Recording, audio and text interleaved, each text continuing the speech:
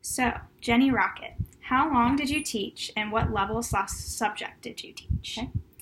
I taught for 2 years. My first year I taught ninth grade, and my second year I taught 6th, 7th, and 8th grades together. Okay.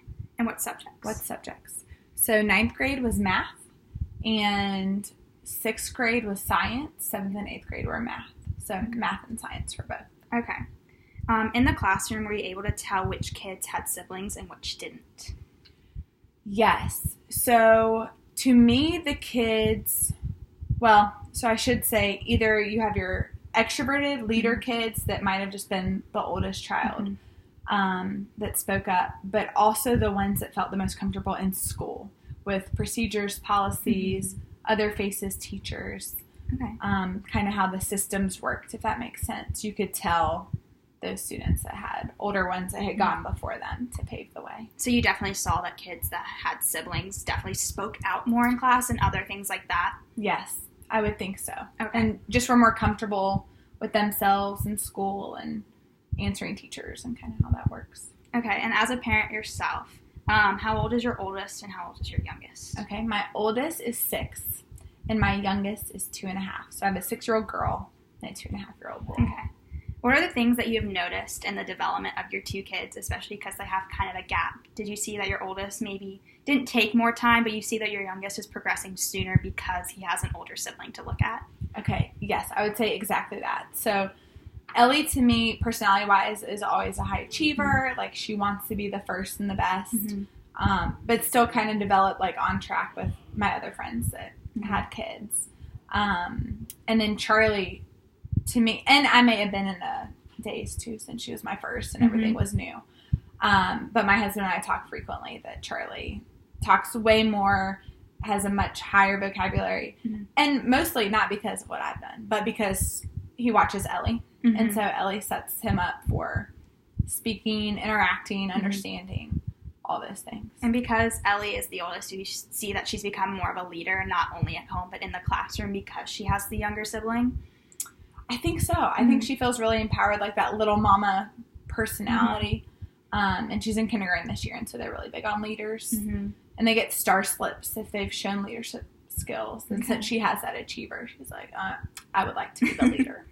And then you had a child with Down syndrome. Did you notice Ellie become more independent because you had to focus maybe a little bit more on that child with Down syndrome?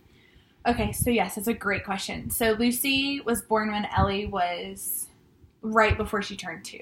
Okay. And then Lucy lived for 8 months. So she did have Down syndrome, but what Mark and I talk about, mainly she had a sick heart, which ultimately caused her to pass away.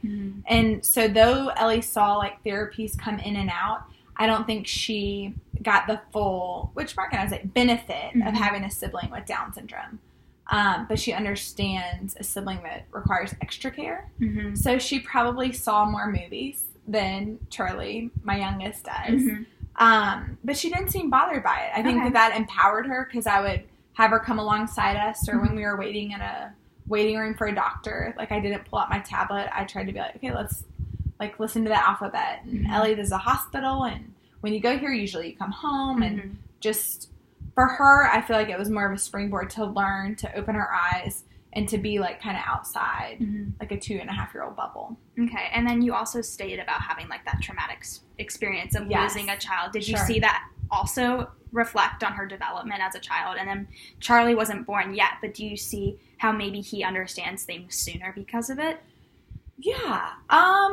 Yes and no. So I think for Ellie, going through that traumatic experience definitely matured her faster. Okay. Because we wanted to keep her in that bubble. I think as most parents, you know, I had a less than ideal childhood, so I'm like, oh, my kid's life will be perfect. We will live with a white picket fence. And then obviously when Lucy passes away, my biggest concern was Ellie's well-being more than my husband and I, because I knew that we could overcome that.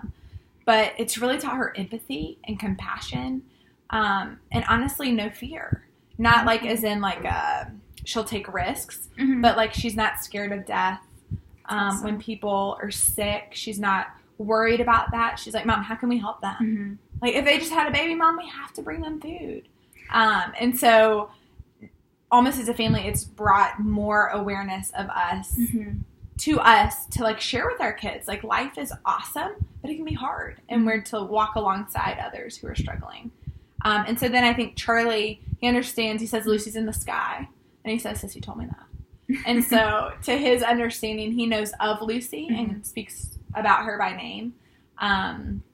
But, like, Ellie will draw our family picture and always include Lucy, which is just precious. And so I think it has matured her and in kind matured him without probably us even realizing it. That's awesome. And then as a sibling yourself, are you able to, like, compare your experiences, especially as an older sibling, to your kids? Yes. 110%. Especially to Ellie. So I was a firstborn girl. She's a firstborn girl. And so a lot of her tendencies I see. Like, I think she would have had a strong tendency to be competitive. And so I've tried to squash that. And, like, oh, we want everybody to do it. Probably too much where I'm like, come on, girl, ramp up the competition. And then in Charlie, I have a younger sister. And so I don't have experience with boys or brothers. But my husband was a younger brother with almost the same age gap of our oldest and youngest. And so it's funny that we can pull on our experiences and be like, okay, what did we love as firstborn, secondborn children? Or what did we wish had done differently? Awesome. Well, thank you so much. You're welcome.